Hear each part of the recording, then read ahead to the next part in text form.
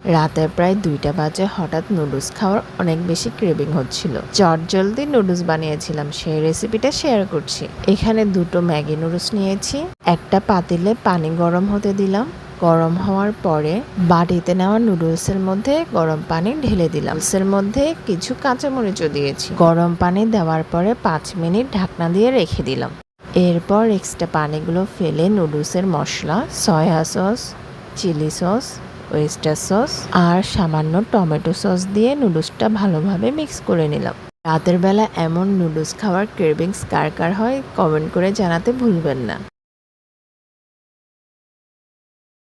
আমি এখানে সামান্য পরিমাণে চিজ ইউজ করেছি। এরপর এই তো হয়ে গেল আমার সহজ নুডলস। আমি আগে থেকে একটা ডিম পোস্ট করে রেখেছিলাম আর বাসায় গরুর মাংস রান্না করা ছিল, সেই গরুর মাংস থেকে কিছু পিস নিয়ে নিলাম।